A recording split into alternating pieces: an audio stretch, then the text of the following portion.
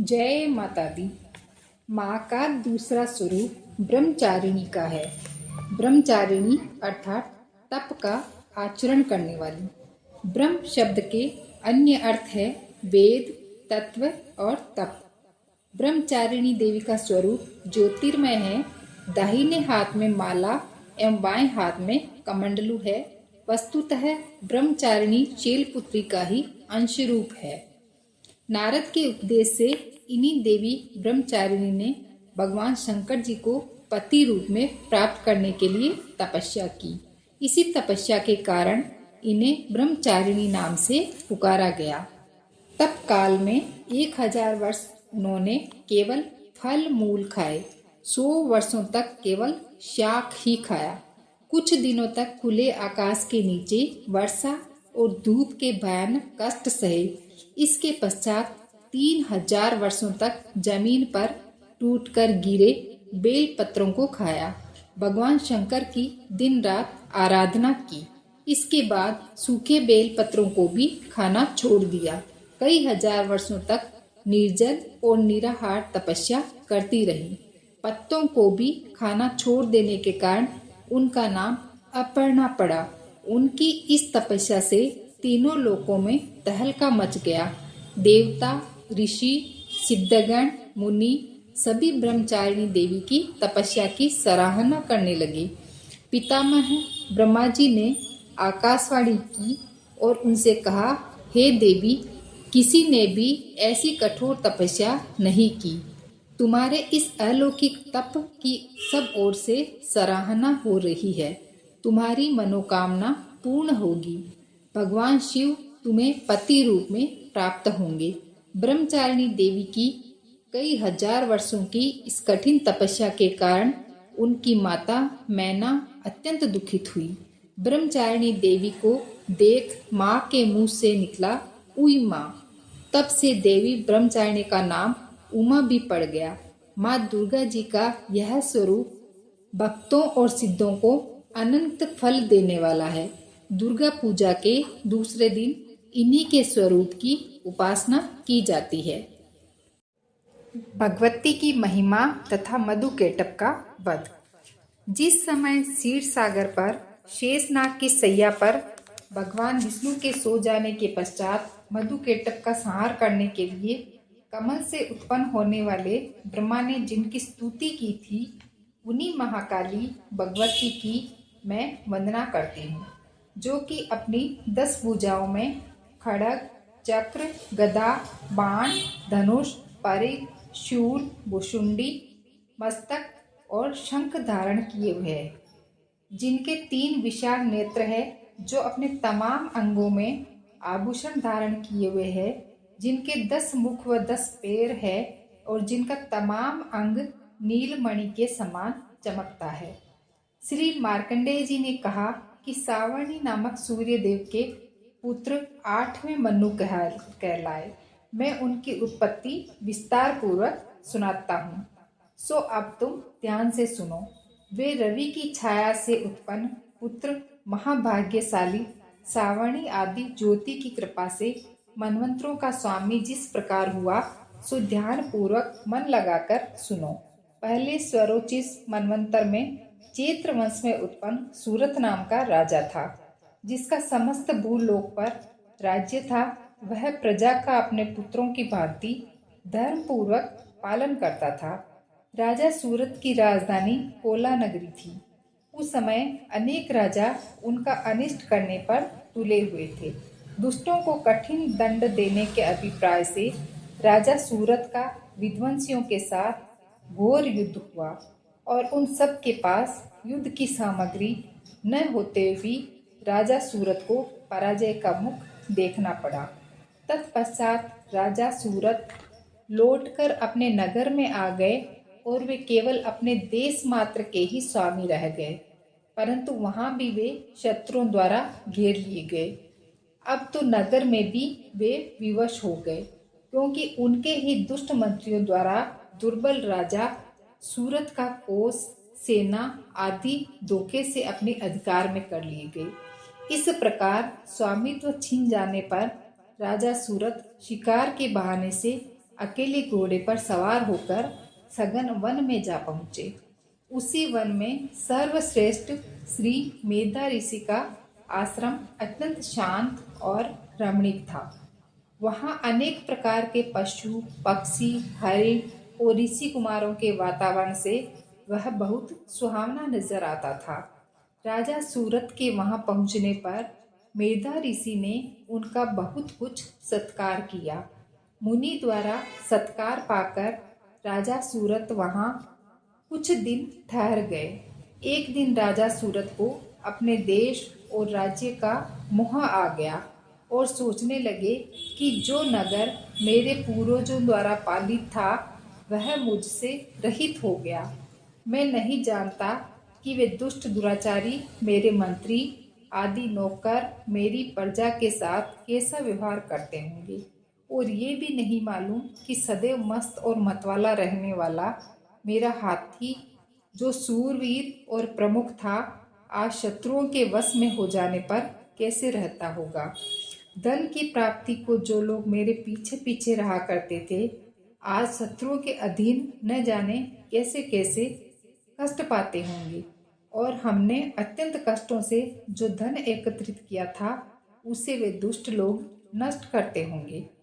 इस प्रकार राजा सूरत अनेक बातें याद करते हुए चिंताओं के सागर में डूब रहे थे। एक दिन उन्होंने वहां मेधा ऋषि के आश्रम के निकट एक वेश्य को देखा जो राजा की भांति ही शोक सागर में डूबा हुआ था। राजा सूरत ने उनसे पूछा कि हे भाई, तुम कौन हो और यहाँ इस सघन वन में किस लिए आए हो? अपने शोक और चिंता का कारण बताओ, मैं सुनना चाहता हूँ। राजा के इस प्रकार प्रेम भरे वचन सुनकर वह वेश्य नम्रता पूर्वक बोला, हे राजन, मैं वणिक पुत्र हूँ और मेरा नाम समाधि है। मेरा जन्म धनाढ्य घराने में हुआ था। मेरे बेशुमार धन को देखकर धन के लोभी मेरे स्त्री पुत्रों ने मुझे निर्दयता पूर्वक गढ़ से निकाल दिया है। अतः मैं अपने इष्ट मित्रों आदि से विहीन शोकातुर होकर निकल आया हूँ।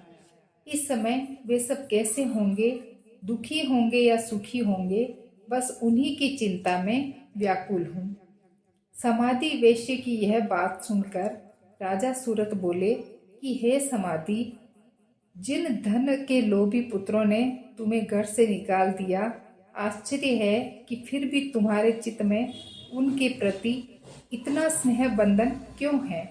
समाधि बोला, महाराज, आप सत्य कहते हैं, परंतु क्या करूं, 1000 प्रयत्न करने पर भी उनका ख्याल भुलाया नहीं जाता।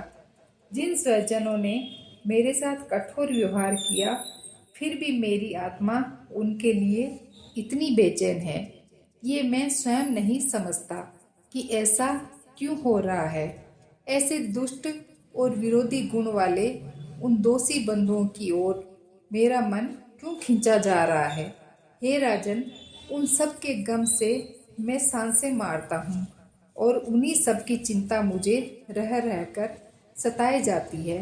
न जाने उन प्रेमहीन कुटुंबियों की ओर से मेरा मन क्यों कठोर नहीं हो जाता। श्री मार्कंडेय जी बोले कि इसके बाद राजा सूरत और समाधि नामक वेश्य दोनों साथ साथ मेधा मुनि की सेवा में उपस्थित हुए और उनके साथ यथा योग्य न्यायानुकूल विनयपूर्ण बर्ताव करके बैठ गए। फिर मेधा मुनि को अपनी ओर आकर्षित करके राजा सूरत ने कहा कि हे भगवान, मैं आपसे एक बात पूछना चाहता हूँ, उसे बताइए। इस समय मेरा चित्त अपने अधीन न होने के कारण वह बात मेरे मन को दुख देती है।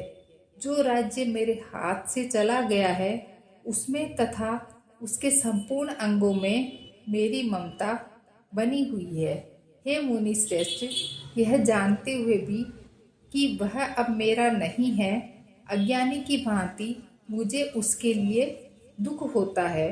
ऐसा क्यों है? इधर यह वेश्य भी घर से अपमानित होकर आया है।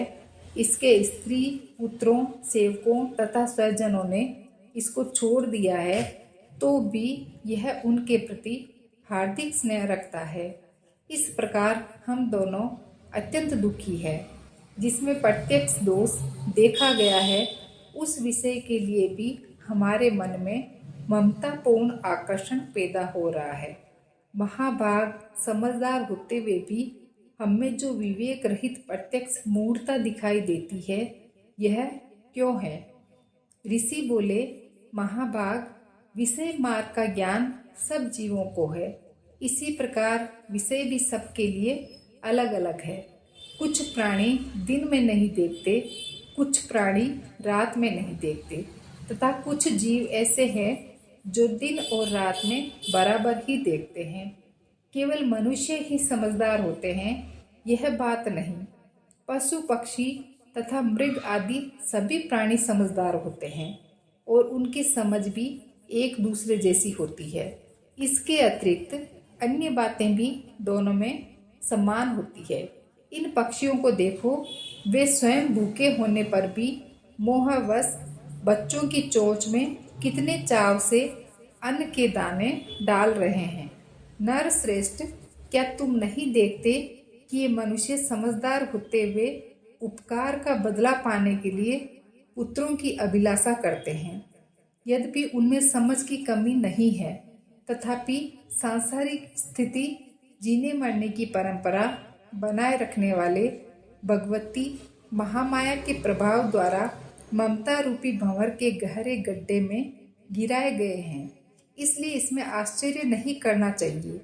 भगवान विष्णु की योग निद्रा रूपी भगवती महामाया द्वारा यह जगत मोहित हो रहा है। वे भगवती महामाया देवी ज्ञानियों के भी चित्त को बलपूर्वक खींचकर मोह में डाल देती है। वे ही इस संपूर्ण जगत की उत्पत्ति करती है तथा प्रसन्न होने पर मनुष्यों को मुक्ति के लिए वरदान देती है। वे ही पराविद्या, संसार, बंधन और मोह का कारण सनातनी देवी संपूर्ण ईश्वरों की भी अधीश्वरी है। मेधा ऋषि की यह बात सुनकर राजा सूरत ने पूछा, भगवान, वह देवी कौन है जिन्हें आप महामाया बताते हैं? ब्रह्मवेताओं में श्रेष्ठ है महर्षि। उन देवी की उत्पत्ति, प्रभाव, चरित्र तथा स्वरूप मैं आपके मुख से सुनना चाहता हूँ। ऋषि बोले, राजन, वह देवी नित्य स्वरूपा है। यद्यपि जगत उन्हीं का रूप है और वे समस्त विश्व में व्याप्त हो रही है, फिर भी उनकी उत्पत्ति अनेक प्रकार से होती है। वह मुझसे सुनो। यद्यपि वे नित्य और अजन्मा हैं, तथापि जब देवताओं का कार्य सिद्ध करने के लिए प्रकट होती है, उस समय लोक में उत्पन्न हुई कहलाती है। कल्प के अंत में जब समस्त संसार जलमय था और एकमात्र विष्णु भगवान शेषनाग की शैया पर योग निद्रा में सो रहे थे, उस समय उनके कानों की मेल से मधु और केटर नामक दो भयंकर असुर उत्पन्न हुए। वे दोनों ब्रह्मा जी का वध करने को तैयार हो गए।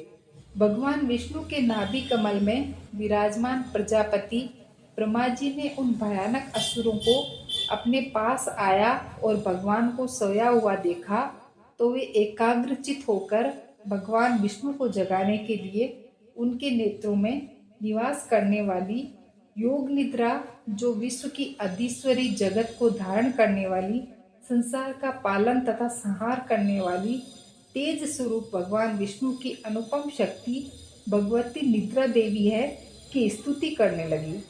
ब्रह्मा जी ने कहा, हे देवी, तुम ही स्वाहा, स्वधा और वस्त्रकार हो। स्वर भी तुम्हारे ही स्वरूप है।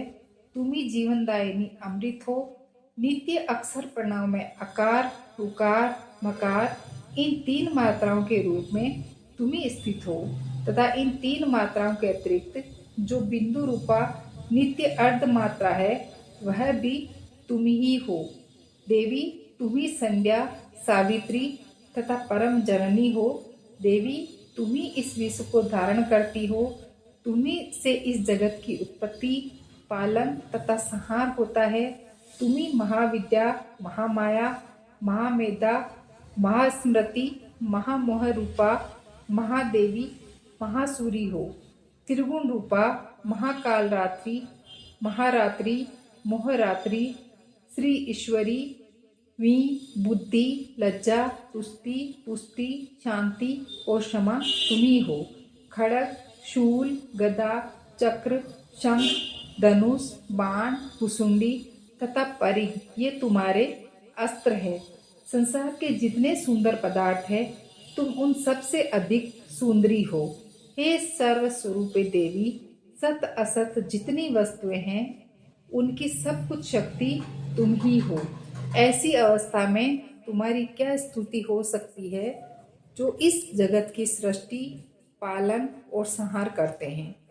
उन भगवान को जब तुमने निद्रा के अधीन कर दिया है तब तुम्हारी स्तुति करने में कौन समर्थ हो सकता है। मुझे भगवान शंकर तथा विष्णु को तुम्ही ने शरीर धारण कराया है, अतः तुम्हारी स्तुति करने की शक्ति किसमें है। हे देवी, दोनों दुर्धर्ष असुर मधु और केटक को मोह में डाल दो और भगवान विष्णु को शीघ्र ही जगाकर इन दोनों महान असुरों को मार डालने की बुद्धि उत्पन्न कर दो। ऋषि कहते हैं कि हे राजन, जब ब्रह्मा जी ने वहाँ मधु और केटक को मारने के उद्देश्य से तमोगुण की अधिष्ठात्री देवी योग निद्रा की इस प्रकार स्तुति की, तब वे भगवान के नेत्र, मुख, नाक, भुजा, हृदय और छाती से निकलकर ब्रह्मा जी के सामने खड़ी हो गई। योग निद्रा से मुक्त होते ही जगत के स्वामी भगवान जनार्दन शीर्ष सैया से जाग उठे। उठते ही प्रभु की दृष्टि मधु और केटक पर गई, जो कि अत्यंत बलवान तथा पराक्रमी थे और क्रोध से लाल आंखें किए ब्रह्मा जी को खा जाने का उद्योग कर रहे थे। तब भगवान श्री हरि ने उठकर उन दोनों के साथ 5000 वर्ष तक केवल बाहु युद्ध किया। वे दोनों अत्यंत बल के कारण उन्मत्त हो रहे थे, मगर महामाया ने उन्हें मोह में डाल दिया था। इस कारण विष्णु से कहने लगे कि तुम्हारी वीरता से संतुष्ट हैं, इसलिए तुम हम लोगों से कोई वरदान मांगो। यह सुन भगवान बोले, यदि तुम दोनों मुझ पर प्रसन्न हो तो अब मेरे हाथ से मारे जाओ। बस इतना सा ही मैंने वर मांगा है। मेधा ऋषि कहते हैं कि इस प्रकार ठगे जाने पर उन्होंने चारों ओर जल ही जल देखकर भगवान से कहा कि जहाँ पृथ्वी जल में डूबी हुई न हो, जहाँ सूखा स्थान हो, वहीं हमें मार सकते हो। इतना सुनते ही तथास्तु कहकर शंख, चक्र और गदा धारण करने वाले भगवान ने इन दोनों के मस्तक अपनी जंघा पर रखकर चक्र से काट दिए। इस प्रकार ये महामाया देवी ब्रह्मा जी द्वारा स्तुति किए जाने पर स्वयं प्रकट हुई थी। अब मैं पुनः उनके प्रभाव का वर्णन करता हूँ। मेधा ऋषि ने कहा, पूर्व काल में देवताओं और असुरों में पूरे 100 वर्ष तक घोर संग्राम हुआ। उसमें असुरों का सेनापति महिषासुर था और देवताओं के नायक इंद्र थे। उस समय महाबली दैत्यों द्वारा देव सेना पराजित हो गई और पराक्रमी महिषासुर ने सभी देवताओं को युद्ध में जीतकर स्वर्ग से निकाल दिया और स्वयं इंद्र बनकर बैठ गया। राक्षसों से परास्त होकर देवता घबरा गए और अपनी कष्ट कहानी प्रजापति को सुनाई। तब ब्रह्मा ने उन सब को लेकर कैलाश पर शिव के पास जाकर देवताओं की स्थिति से अवगत कराया। तब भगवान भोले भी चकित हो गए और उन सब के साथ उठ करके क्षीर सागर पर, जहाँ श्री हरि विष्णु भगवान विराजमान थे, वहां जा पहुँचे और तमाम देवताओं ने दैत्यराज दुष्ट महिषासुर के व्यवहार तथा देवताओं की पराजय का आदि से अंत तक वर्णन किया, जैसा कि हुआ था, और कहा कि महिषासुर अग्नि, जल, वायु, चंद्रमा, सूर्य, यम, वरुण, कुबेर और इंद्र इत्यादि समस्त देवताओं को परास्त करके सबका अधिकार छीनकर स्वयं में उस स्वर्ग का स्वामी बनकर बैठ गया है और उस दुष्ट महिषासुर द्वारा स्वर्ग से निकाले गए समस्त देवता धरा पर ठोकरें खाते फिर रहे हैं। अब हम सब देवता ब्रह्मा और महेश आपकी शरण में हैं, अतः शरण गहे की लाज आप ही के हाथ में है। अब आप उस दुष्ट महिषासुर के नाश का कोई उपाय सोचकर हमें दैत्यों के जुल्मों से बचाइए। समस्त देवताओं की यह बात सुनकर मधु और केटभ का वध करने वाले श्री विष्णु भगवान और भोले शंकर को बहुत क्रोध आया। दोनों ही देवों की भौहें कमान के समान टेढ़ी हो गई।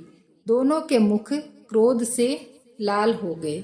इसके पश्चात चक्र सुदर्शनधारी भगवान विष्णु और श्री ब्रह्मा जी के मुख से एक महान तेज निकला। तत्पश्चात इंद्रादिक समस्त देवताओं के मुख से भी एक महान तेज निकला और वह सबके मुख से निकला हुआ तेज मिलकर एक हो गया। सुमेरु पर्वत के समान दृढ़ और दीप्त उस तेज पुंज की ज्वाला से दसों दिशाएं दीप्त हो गई। इस प्रकार दीप्त महान तेज को एकत्रित होते हुए सब देवताओं ने देखा। संसार में ऐसा तेज और कहीं नहीं था। सभी देवताओं के शरीरों में उत्पन्न हुआ वह महान तेज समूह शक्ति स्त्री रूप में परिवर्तित हो गया। उसमें से शिव के तेज से मुख, यम के तेज से केश, विष्णु के तेज से भुजाएं तथा चंद्रमा के तेज से दोनों स्तन और इंद्र के तेज से कटी यानी मध्य भाग बना।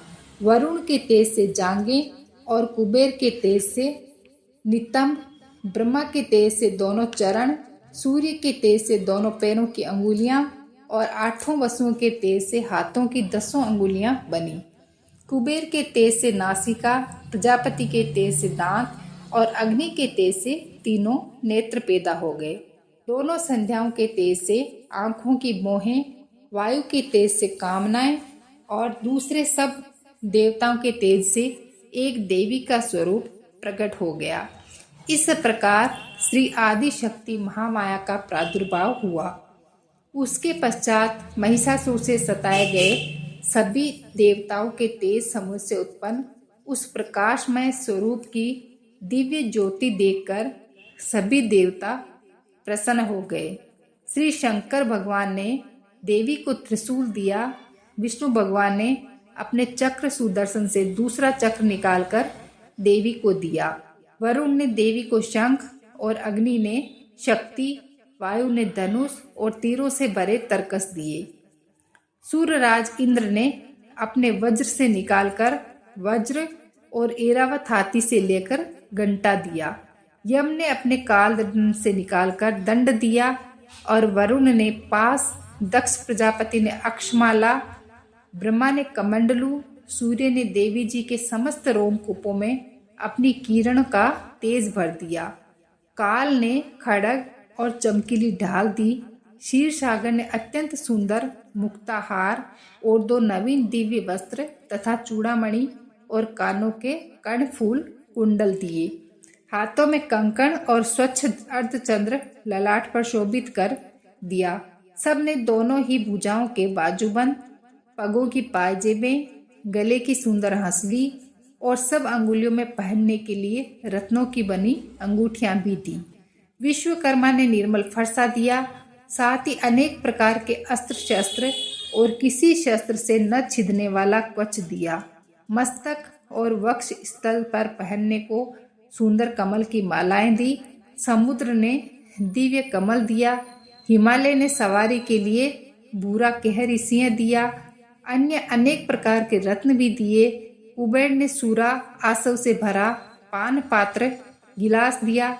नागों के राजा शेषनाग, जो कि पृथ्वी को अपने फन पर धारण किए हैं, सो उन्होंने प्रकाशमान नागमणियों का हार दिया। अब तो महाशक्तिशाली देवी समस्त देवताओं के अस्त्र शस्त्र भूषण इत्यादि से सम्मानित होकर ठहाका मारकर हंसी, फिर ऊंचे स्वर से गर्जी। देवी जी की भयंकर गर्जना से संपूर्ण ब्रह्मांड गूंज उठा। उधर आदिशक्ति के वाहन भूरे सिंह की भयंकर गरज से सभी लोक तथा सातों समुद्र कंपायमान हो गए। समस्त धरा हिल गई, समस्त पर्वत चलायमान हो गए। तब देवताओं ने उस सिंह की सवारी करने वाली देवी की जय जयकार की। साथ ही ऋषि और मुनियों ने नम्रता पूर्वक महामाया की स्तुति की। तीनों लोकों के असुर शुद्ध हो गए। समस्त भूमंडल में कोलाहल मच गया। हलचल देखकर सभी अपनी अपनी सेनाओं को अस्त्र शस्त्रों से सुसज्जित करके सजग हो उठे और दैत्यों का राजा महिषासुर क्रोध में भरकर सोचने लगा कि ये क्या हो गया। ऐसा कहकर अपनी सभी आसुरी सेना ले गरजता हुआ दौड़ा। इसके पश्चात उसने अपने तेज से तीनों लोकों को प्रकाशित करती हुई महामाया जगदम्बा को देखा। वह जगजननी माता कैसी है जिनके चलने से धरा हिलने लगी, सिर के मुकुट की विचित्र चमक दमक से सुंदर दिखाई देने लगी, जिनके धनुष की टंकार से पृथ्वी, आकाश तथा पाताल में हलचल मच गई। विशाल 1000 भुजाओं से दसों दिशाओं को व्याप्त करती हुई महामाई को महिषासुर ने देखा। तत्पश्चात सुरों से द्वेष करने वाले दैत्यों से युद्ध प्रारंभ हो गया। दोनों ओर से अनेक प्रकार के प्रहार से दसों दिशाओं के अंत तक ज्वाला ही ज्वाला नजर आने लगी। महिषासुर की विशाल सेना का सेनापति महाबली चिक्षुर था। उसने और चामर नामक राक्षस ने महाशक्तिशाली चतुरंगिनी सेना, जो हाथी, घोड़े, रथ और पैदल चलने वालों से युक्त थी, लेकर देवी जी से युद्ध किया। उदग्र नामक महाबली दैत्य ने दैत्यों की अपार सेना, जिसमें 60,000 रथ थे, लेकर युद्ध किया। उधर महाहनु नामक असुर आयुध 10,000 सेना और 1,000 रथों और अनेक प्रकार की युद्ध सामग्री सहित युद्ध क्षेत्र में आया। इस हिसाब से असीलोमा नामक दैत्य 50 नियुक्त अर्थात 5 करोड़ रथों को लेकर युद्ध में आ डटा और बास्क नामक दैत्य ने हाथी घोड़ों के अगणित समूह से युक्त 60,000 सेना लेकर रणभूमि में देवी से युद्ध किया। फिर करोड़ों रथों को लेकर भीषण युद्ध किया। इसके पश्चात बीड़ालाख्य दैत्य भी 5 अरब रथों को लेकर देवी से लड़ा और भी अनेक दैत्य लाखों की संख्या में हाथी, घोड़े, रथ लेकर इकट्ठे होकर परम ज्योति स्वरूप देवी से लड़े।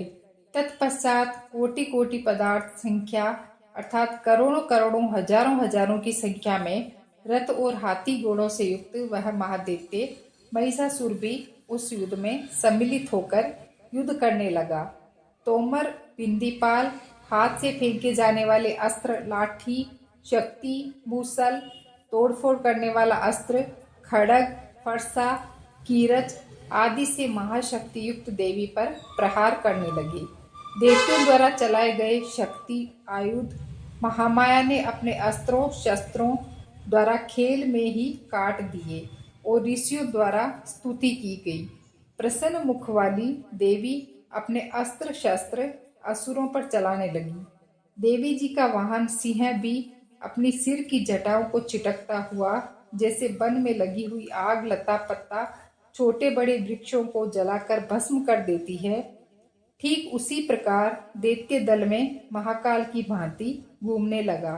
रणभूमि में युद्ध करती हुई महारानी अंबिका ने जितने भी श्वास छोड़े, वे सभी उसी क्षण हजारों लाखों गण बनकर बिंदीपाल और तलवार लेकर दैत्यों से युद्ध करने लगे।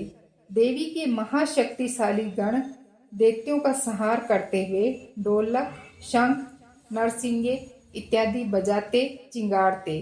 तत्पश्चात महारानी महामाया ने गदा, त्रिशूल, महाशक्ति नामक अस्त्रों की वर्षा कर दी, जिसके प्रहार ने अगणित दैत्यों को मारकर रणभूमि में सदैव के लिए सुला दिया और बहुतों को भयंकर घंटे के शब्द से मूर्छित कर दिया और उनको बांध बांध कर बुरी तरह से घसीटा। कुछ दैत्यों के तेज खड़ग के गिरने से टुकड़े हो गए और कुछ दैत्य गदा के प्रहार से पीस दिए गए और कितने ही मूसलों के प्रहार से मुख से रक्त वमन करने लगे। कितने ही दैत्यों के हृदय में त्रिशूल लग जाने से छाती में आर पार छेद हो गए और अनेक दैत्य बाणों के प्रहार से रणभूमि में ऊपर से नीचे गिर गए। बहुत से दैत्य महामाया के भयानक रूप को देखकर बिना मारे मर गए। कितने ही अंग भंग होकर पड़े हुए कराह रहे थे। कितनों ही की भुजाएं कट गई, कितनों ही के सिर कट गए, कितनों ही के बिना सिर के दड़ ही फिर रहे थे। बड़े बड़े महाबली दैत्य जांघों के कट जाने से पड़े ही पड़े कराह रहे थे। कुछ दैत्यों की एक भुजा, एक आंख और एक पैर कट गया। बिना सिर के दड़ से देवी जी के साथ में युद्ध कर रहे थे। दैत्यों के सिर कट कट कर गिरते और पुनः उठ उठ कर युद्ध करते।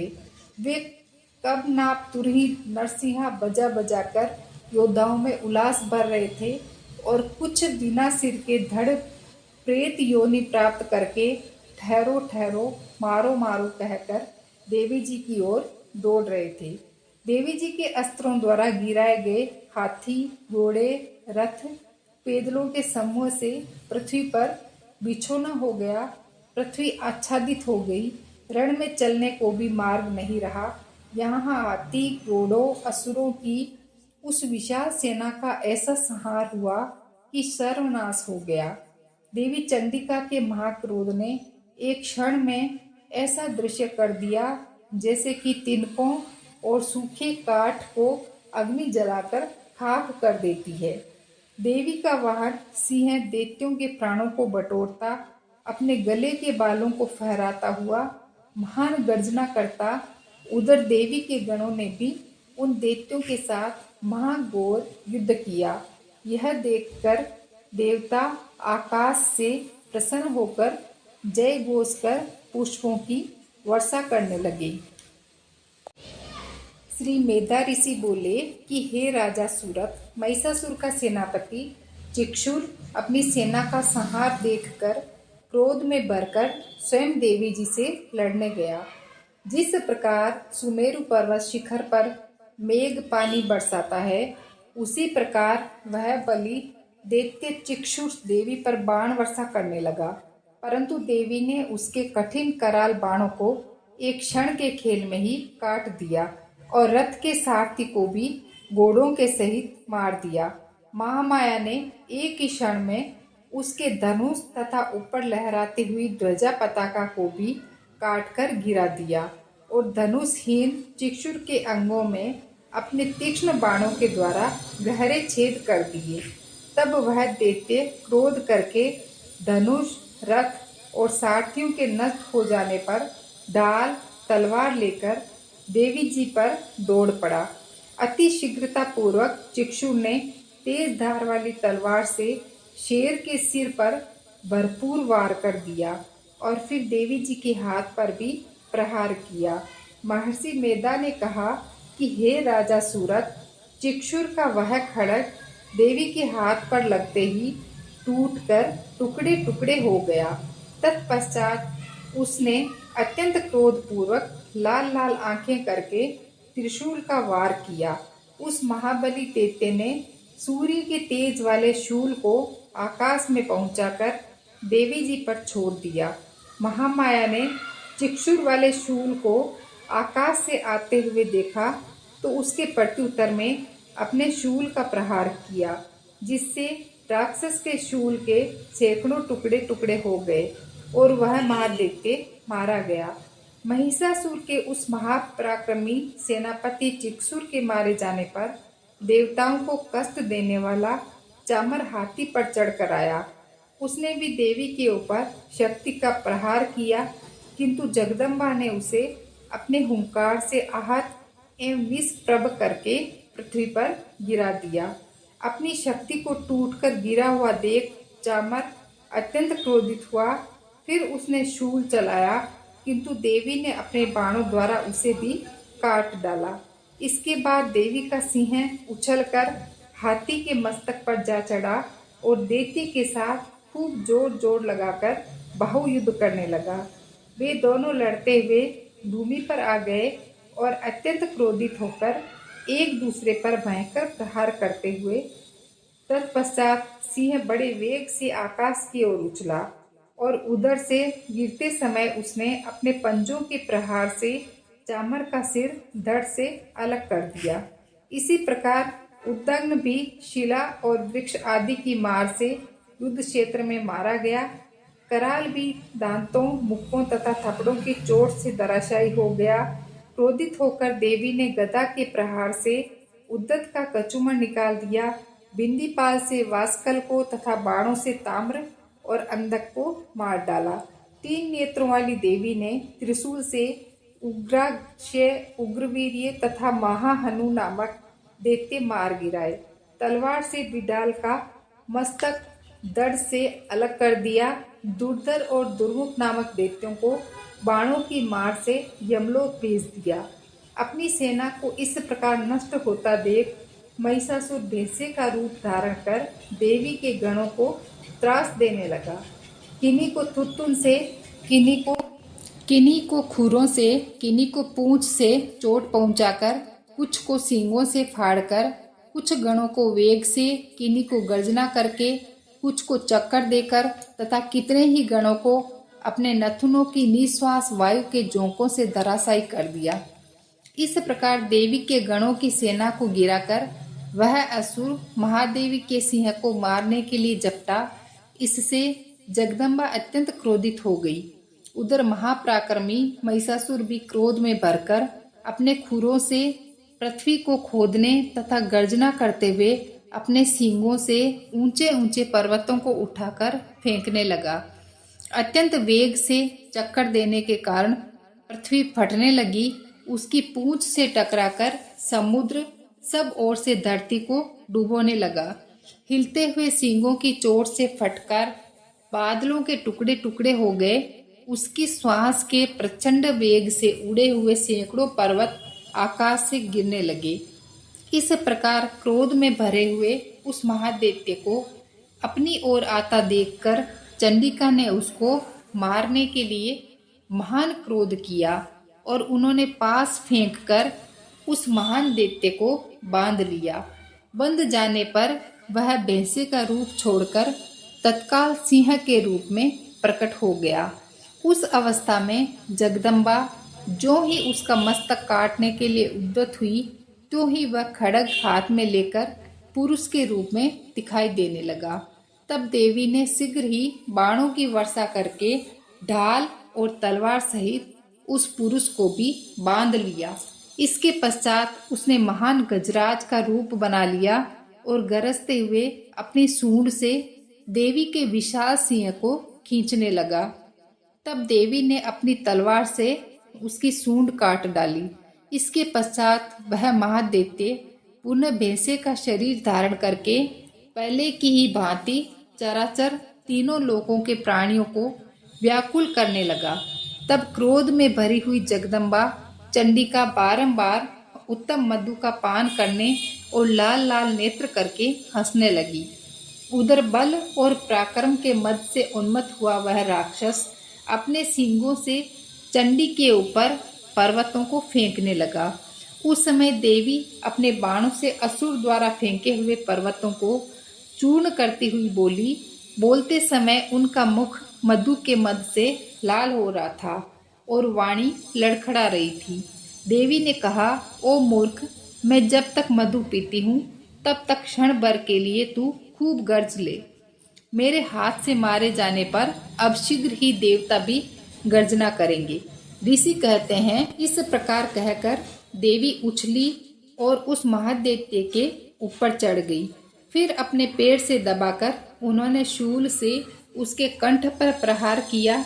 उन्होंने पैर से दबा होने पर भी महिषासुर अपने मुख से दूसरे रूप से बाहर होने लगा।